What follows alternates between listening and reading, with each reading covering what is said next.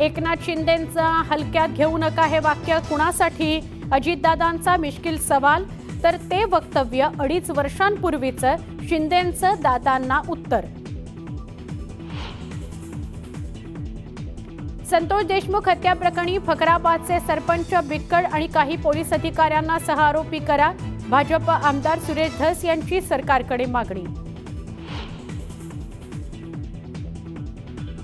संतोष देशमुखांच्या मारेकऱ्यांना जोपर्यंत शिक्षा होत नाही तोपर्यंत सत्कार स्वीकारणार नाही, आमदार धस यांचा निर्धार. उपमुख्यमंत्री एकनाथ शिंदेंच्या बालेकिल्ल्यात मंत्री गणेश नाईकांचा जनता दरबार. शिंदेंची कोंडी करण्याचं राजकारण सुरू असल्याच्या चर्चांना उधाण.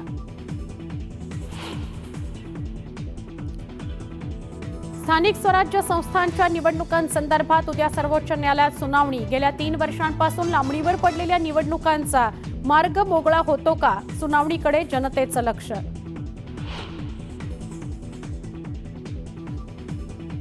न्यायालयानं सुनावलेल्या शिक्षेविरोधात कृषी मंत्री माणिकराव कोकाटे नाशिक कोर्टात घेणार धाव.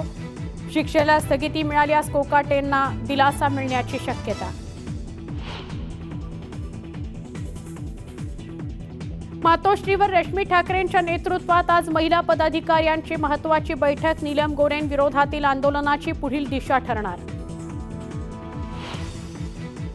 उपमुख्यमंत्री एकनाथ शिंदे आज कुंभमेळ्यात होणार सहभागी. प्रयागराज इथल्या संगमावर करणार अमृतस्नान.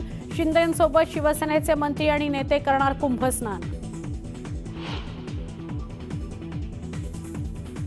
दिव्यातील अनधिकृत इमारतींवर ठाणे महापालिका चालवणार हातोडा. मुख्य चौकातील काही इमारतींवर होणार कारवाई.